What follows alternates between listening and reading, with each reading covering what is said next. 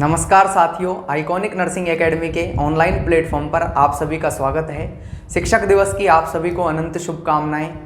शिक्षक दिवस पर आप बहुत अच्छे से पढ़िए, अच्छे से पढ़ाइए और एक अच्छे शिक्षक बनिए, अच्छे राष्ट्र का निर्माण कीजिए। क्योंकि डॉक्टर राधाकृष्ण सर्वपल्ली ने कहा कि एक वकील की गलती जो होती है वो फाइलों के नीचे दब जाती है, एक इंजीनियर की गलती दीवार में लगी ईंट के पीछे दब जाती है, एक डॉक्टर की गलती जो होती है वो कब्रिस्तान में दफन हो जाती है, लेकिन एक शिक्षक की गलती जो होती है वो सामाजिक और राष्ट्रीय जीवन में झलकती है। इसलिए एक बेहतर शिक्षक बनिए, एक आदर्श और एक अच्छे समाज और राष्ट्र का निर्माण कीजिए।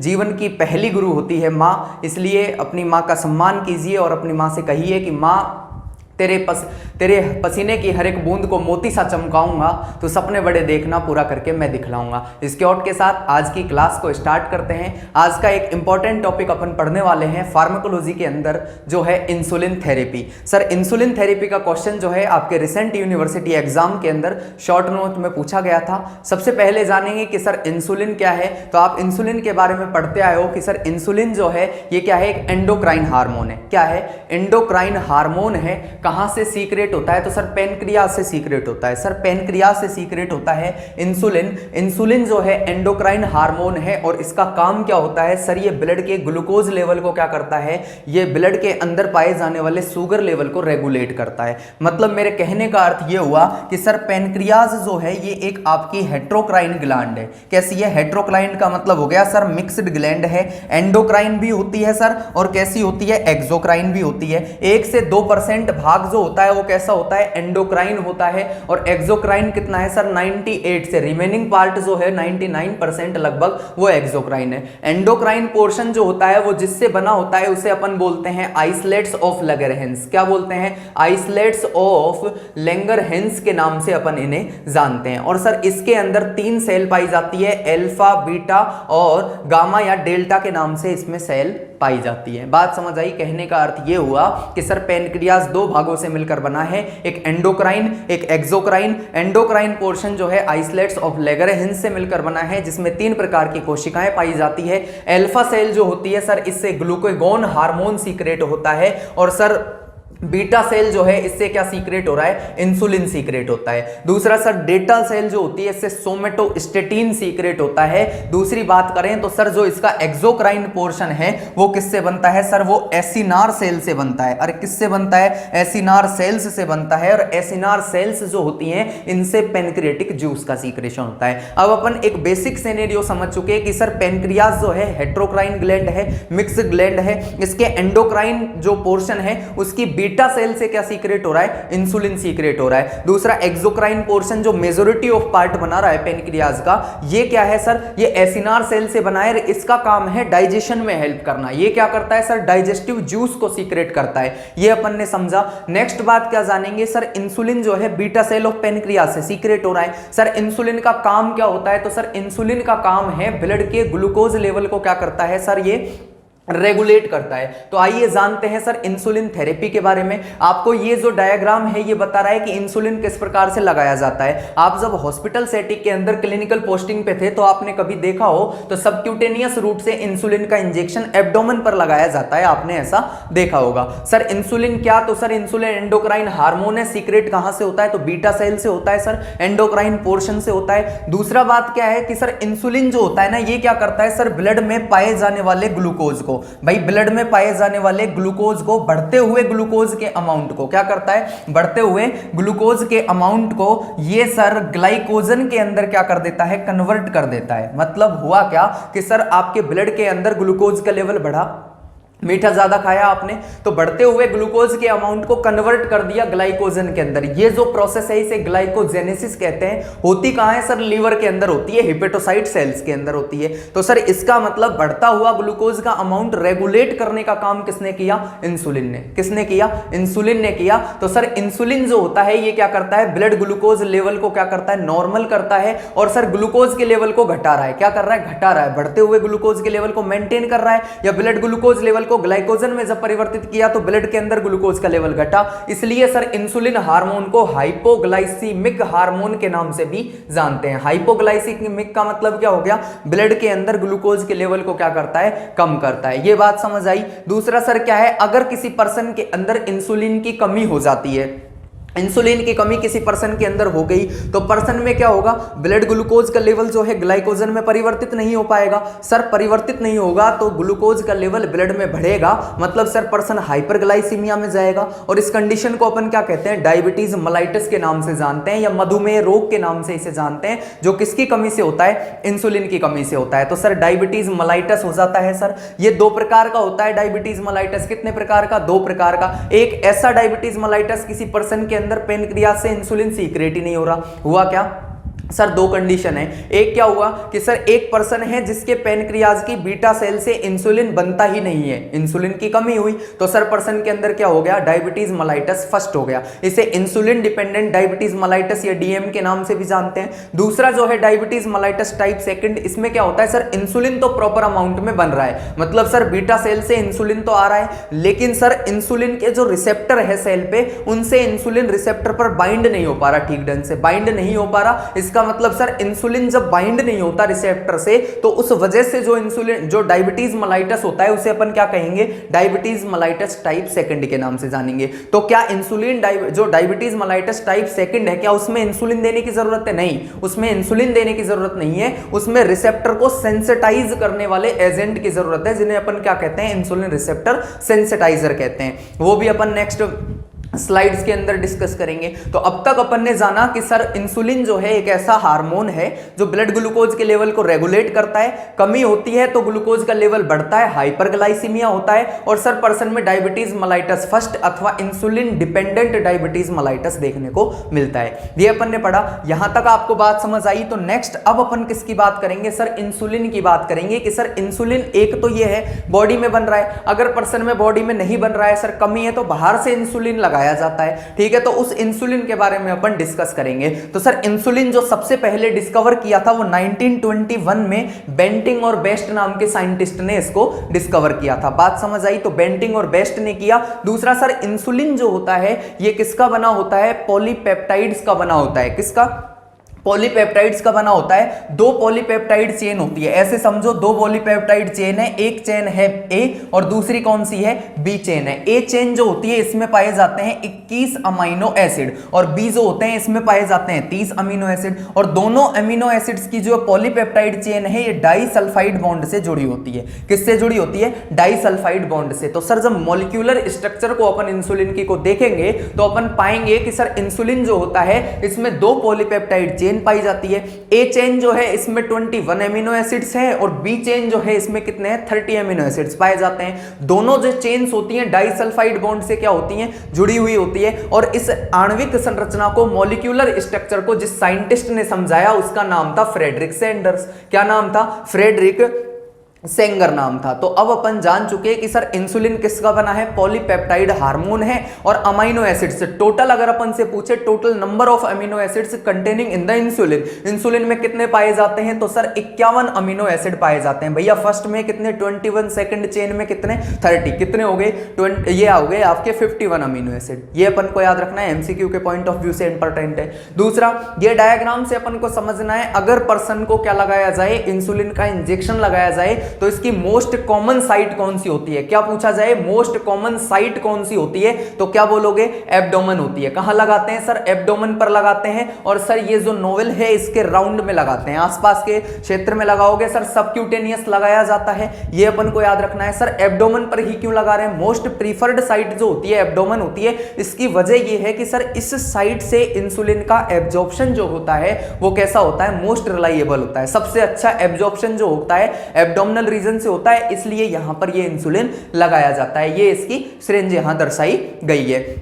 नेक्स्ट बात यहां देखते हैं अपन सर इंसुलिन के बारे में कि सर इंसुलिन काम क्या करता है। तो इंसुलिन का पहला काम तो आप समझ चुके हो कि सर इंसुलिन जो होता है ब्लड ग्लूकोज के लेवल को क्या करता है, रेगुलेट करता है, पर्सन को किसमें, हाइपरग्लाइसीमिया में जाने से बचाता है। तो सर पहला तो अपन ने क्या लिख दिया, it regulate the blood sugar level. Sir blood के अंदर शुगर लेवल को क्या करता है, रेगुलेट करता है। दूसरा क्या करता है सर, ये प्रोटीन और फैट के सिंथेसिस में हेल्प करता है। क्या करता है, फैट और प्रोटीन के सिंथेसिस में हेल्प करता है। इसलिए कैसा हार्मोन है, एनाबॉलिक हार्मोन। कैसा है, एनाबॉलिक हार्मोन है, मतलब सिंथेसाइजिंग कैपेसिटी को बढ़ाएगा। अगर किसी बेबी के अंदर इंसुलिन ज्यादा बन रहा है, इंसुलिन ज्यादा बन रहा है न्यूबॉर्न बेबी के अंदर, तो न्यूबॉर्न बेबी में एनाबॉलिज्म की रिएक्शन ज्यादा होगी, फैट और प्रोटीन ज्यादा बनेगा, तो बेबी का वेट जो है वो ज्यादा हो जाएगा। 4 kg से ज्यादा हो जाए तो पर्सन किस में जाएगा, बच्चा जो है वो मैक्रोसोमिक बेबी कहलाएगा।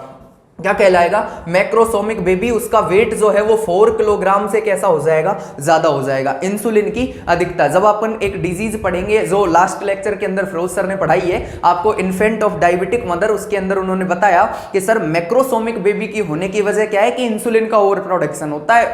एनाबॉलिक हार्मोन है, प्रोडक्शन की रेट को बढ़ाता है, जिसकी वजह से बेबी का वेट जो है वो 4 kg से ज्यादा हो जाता है। बात समझ आ रही है। नेक्स्ट जो है वो याद रखना है सर, ये क्या करता है इंसुलिन, इसका एक काम ये भी है कि सेल के अंदर ग्लूकोज जाए, इस सेल को, ग्लूकोज के मॉलिक्यूल को सेल के लिए परमिएबल बनाता है।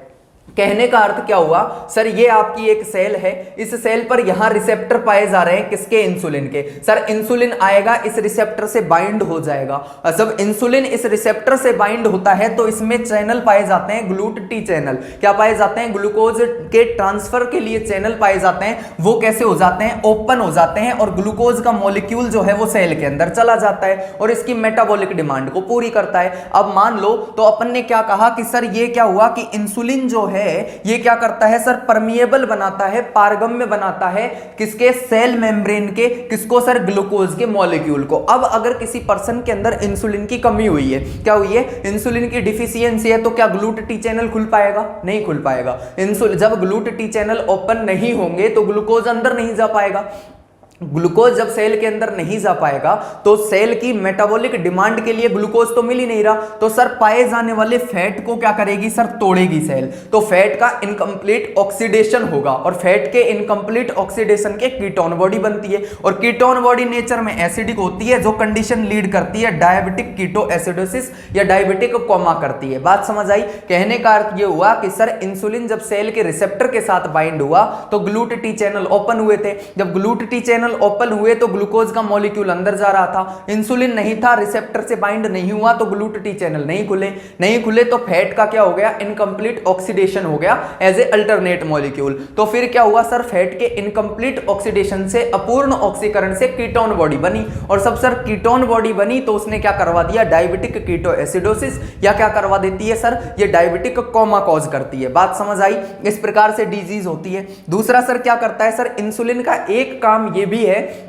किसी पर्सन के अंदर अगर हाइपरकैलेमिया हो रखा हो, क्या हो रखा हो, हाइपरकैलेमिया। हाइपरकैलेमिया का मतलब सर सीरम के अंदर पोटेशियम का लेवल जो है वो नॉर्मल से ज्यादा है। अरे नॉर्मल कितना, 3.5 से कितना होता है, 5.1 क्या होता है सर, मिलीग्राम पर डेसीलीटर होता है। ये अपन को याद रखना है, 3.5 से 5.1 होता है। अब सर 5 से ज्यादा है तो हाइपरकैलेमिया है। तो इस दौरान अगर पर्सन को आप इंट्रावीनस क्या देते हो, इंसुलिन देते हो, तो इंट्रावीनस इंसुलिन जो दिया जाएगा वो क्या करेगा, ब्लड से पोटेशियम जो है इसको सेल के अंदर शिफ्ट करता है। मतलब क्या हो गया कि सर पोटेशियम की शिफ्टिंग करता है, कहां से, ब्लड से आईसीएफ इंट्रासेल्युलर फ्लूइड के अंदर। तो हाइपरकैलेमिया की कंडीशन को ट्रीट करने के लिए भी किसका उपयोग किया जाता है, इंसुलिन का उपयोग किया जाता है। अब मान लो किसी पर्सन के अंदर आपने ज्यादा इंसुलिन इंट्रावीनसली दे दिया, ज्यादा इंसुलिन दे दिया, तो सर उसने ब्लड में पाए जाने वाले कि जो पोटेशियम आयन है उसको शिफ्ट कर दिया सेल के अंदर, ब्लड में कमी हो जाएगी।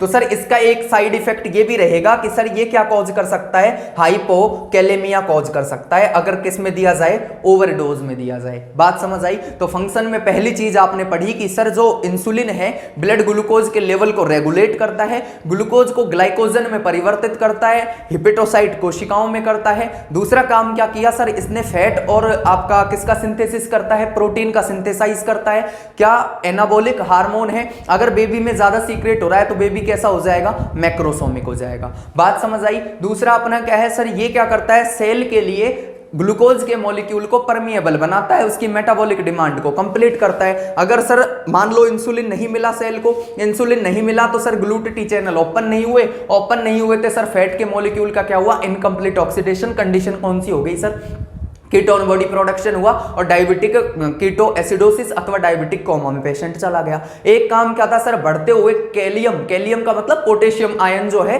उसके अमाउंट को शिफ्ट किया ब्लड से सेल के अंदर, किसमें, जब इंट्रावीनसली दिया गया, किसको, इंसुलिन को। बात समझ आई। अब अगर ओवर यूज करोगे इसका तो क्या होगा, पर्सन में साइड इफेक्ट आएगा, हाइपोकैलेमिया करवाएगा ये अपन को याद रखना है। नेक्स्ट अपन क्या याद रखेंगे सर, नेक्स्ट जो बात है वो है कि सर इंसुलिन कितने प्रकार के होते हैं। तो पहला सर सोर्स के आधार पर तीन प्रकार के इंसुलिन है। सोर्स के आधार पर कि सर कहां से प्राप्त किया गया है। पहला ह्यूमन इंसुलिन, अरे ह्यूमन में जो सीक्रेट हो रहा है वो ह्यूमन इंसुलिन है, बीटा सेल ऑफ पेनक्रियाज से मिल रहा है। एक है कन्वेंशनल इंसुलिन, कन्वेंशनल या ट्रेडिशनल इंसुलिन भी इसे बोलते हैं, जो ऑक्स और पिग के पेनक्रियाज से प्राप्त किया जा रहा था। जबकि तीसरा इंसुलिन जो है वो कौन सा है सोर्स के आधार पर, वो है न्यूली, जो आपका रिकॉम्बिनेंट टेक्नोलॉजी से या बायोटेक्नोलॉजी के मेथड्स के द्वारा जो तैयार किया गया है वो इंसुलिन कौन सा है आपका, वो आपका है आपका रिकॉम्बिनेंट इंसुलिन के नाम से उसे जाना जाता है। सर पहला आर्टिफिशियल इंसुलिन कब बनाया गया, तो ये क्वेश्चन आता है कंपटीशन एग्जाम में कि सर फर्स्ट जो आपका आर्टिफिशियल इंसुलिन है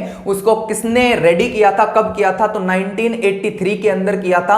अमेरिका की एक कंपनी थी, अमेरिकन एक कंपनी है सर, उसका नाम है क्या, एली लिली। क्या है, एली लिली। और इसने एक क्या बनाया था सर, आर्टिफिशियल इंसुलिन को रेडी किया था। इसका नाम क्या दिया था सर, इन्होंने ह्यूमिलिन दिया था। क्या सर, ह्यूमिलिन दिया था। तो फर्स्ट आर्टिफिशियल इंसुलिन ह्यूमिलिन को अमेरिका की एक कंपनी एली लिली ने 1983 के अंदर बनाया था। ये अपन को याद रखना है। तो ये तो सोर्स के आधार पर इंसुलिन हो गए, ह्यूमन इंसुलिन, कन्वेंशनल इंसुलिन और बायोटेक्नोलॉजिकल मेथड से बनाया जाने वाला रिकॉम्बिनेंट इंसुलिन। नेक्स्ट बात करेंगे सर, इंसुलिन जो होता है उसके ऑनसेट ऑफ एक्शन और ड्यूरेशन ऑफ एक्शन के आधार पर इंसुलिन कितने प्रकार के होते हैं। भाई ऑनसेट, कितने समय में इंसुलिन पर्सन को, पेशेंट को दिया गया कोई इंसुलिन, कितने समय बाद काम करना स्टार्ट कर रहा है, और थेरापेटिक इफेक्ट बॉडी में कितने समय तक रहता है। इसके आधार पर इंसुलिन को अपन ने कितने भागों में बांटा है, rapid acting insulin, short acting, intermediate acting और लॉन्ग एक्टिंग इंसुलिन के अंदर 4 भागों में अपन ने इसको क्लासिफाई किया है। पहला पढ़ेंगे sir rapid acting insulin. Rapid का मतलब बहुत जल्दी काम करता है। सर वजह क्या है जल्दी काम करने की,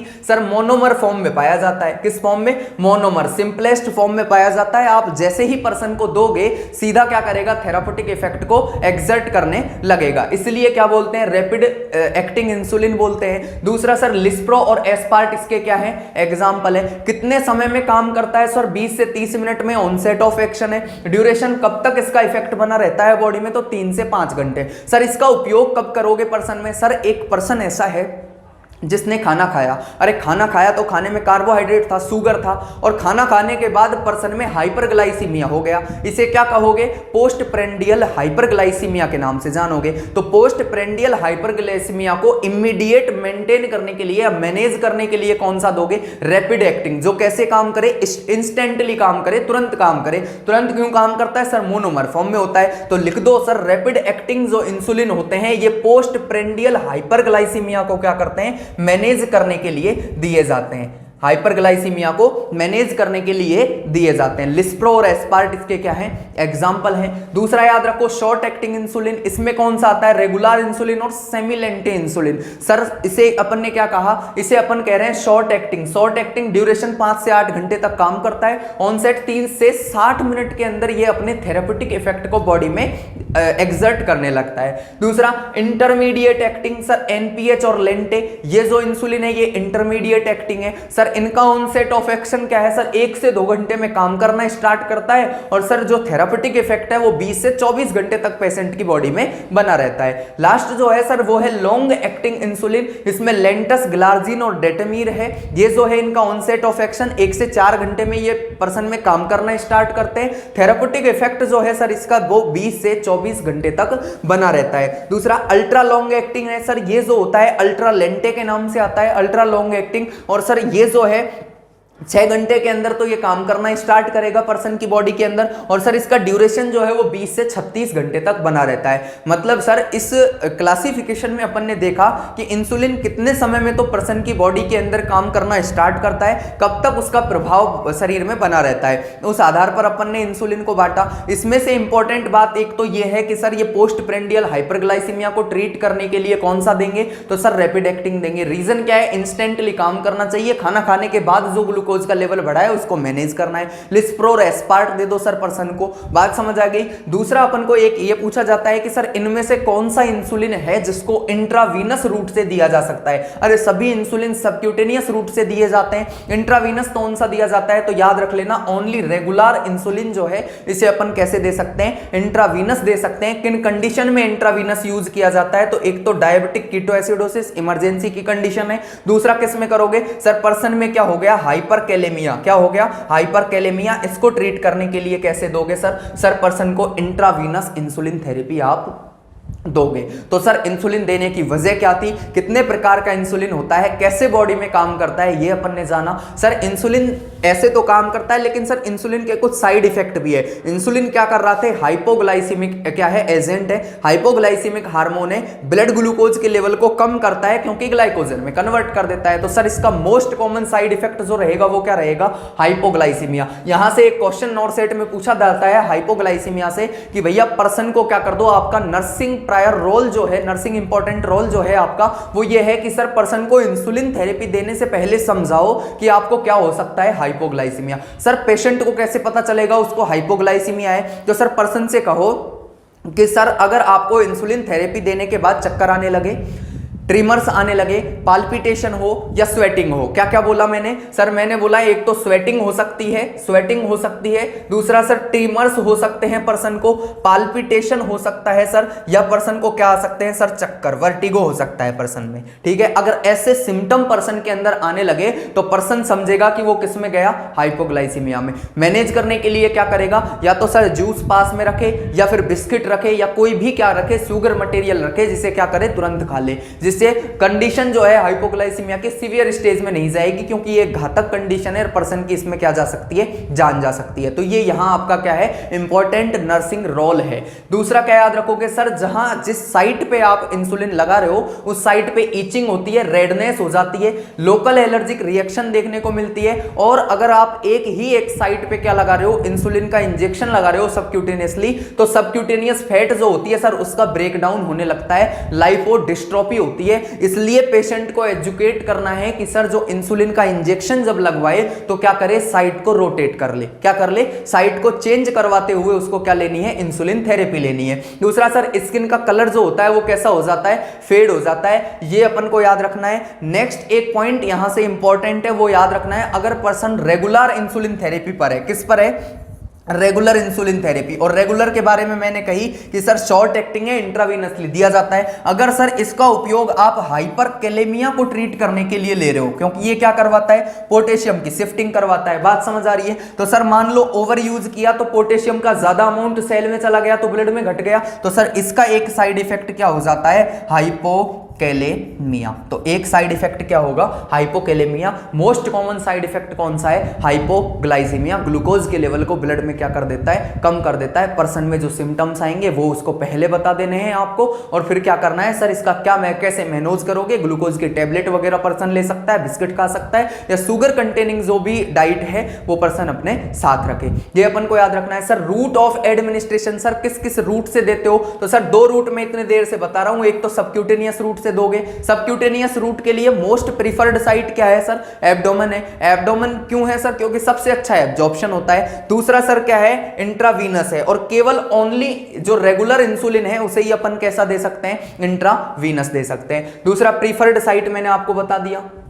नेक्स्ट क्या है, नेक्स्ट अब अपन यहां से दो बातें समझेंगे कि सर इंसुलिन जो है वो डायबिटीज टाइप फर्स्ट जो है, डायबिटीज मेलाइटस टाइप फर्स्ट, अरे डीएम टाइप फर्स्ट जो है, एक तो कैसे दो टाइप के क्या हो गए, डायबिटीज मेलाइटस। डायबिटीज मेलाइटस का मतलब हो गया इंसुलिन की कमी हुई तो ब्लड में ग्लूकोज का लेवल बढ़ रहा है, तो सर उसको अपन ने कह दिया मधुमेह रोग, या इसे अपन ने डायबिटीज मेलाइटस कहा। सर दो प्रकार का होता है, टाइप फर्स्ट और टाइप सेकेंड। इसमें तो इंसुलिन कम बनता है या बनता ही नहीं, तो इंसुलिन की कमी होती है। तो अगर अगर इंसुलिन की कमी है तो इसको देना क्या है, इंसुलिन देना है। तो डायबिटीज मेलाइटस टाइप फर्स्ट जो होता है इसके लिए ड्रग ऑफ चॉइस क्या रहेगी, इंसुलिन रहेगा। क्या रहेगी, इंसुलिन रहने वाली है। और नेक्स्ट जो डायबिटीज मेलाइटस टाइप सेकंड है, इसके बाद बारे में मैंने बताया इंसुलिन बन तो बराबर रहा है, प्रॉपर अमाउंट में बन रहा है, लेकिन सर रिसेप्टर से जासे सेल के रिसेप्टर के ऊपर जाके क्या हो नहीं हो पा रहा, बाइंड नहीं हो पा रहा। तो क्या करना है, इंसुलिन रिसेप्टर को सेंसिटाइज करना है। क्या करना है, स्टिमुलेट करना है। तो इसके लिए क्या दोगे आप, सेंसिटाइजर, रिसेप्टर के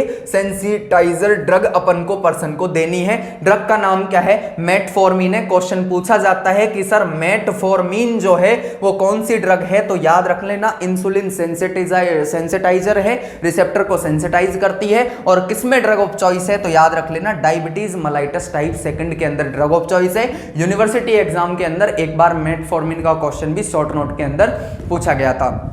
तो आज का टॉपिक था आपका इंसुलिन थेरेपी। इंसुलिन का उपयोग क्यों करते हैं, क्यों इसे देते हैं, कितने प्रकार के इंसुलिन होते हैं, साइड इफेक्ट क्या होता है, फंक्शन क्या होता है, और कौन सा इंसुलिन कौन से प्रकार के डायबिटीज मेलाइटस में दिया जाता है, ये अपन ने पढ़ा। आई होप आज का टॉपिक आपको बहुत अच्छे से समझ आया होगा। इससे रिलेटेड आपको कोई डाउट है, आप हमारी सपोर्ट टीम से कांटेक्ट कर सकते हैं। बने रहिए आइकॉनिक नर्सिंग एकेडमी के ऑनलाइन प्लेटफॉर्म के साथ, क्योंकि आइकॉनिक है तो भरोसा है। Wish you best of luck. Thank you.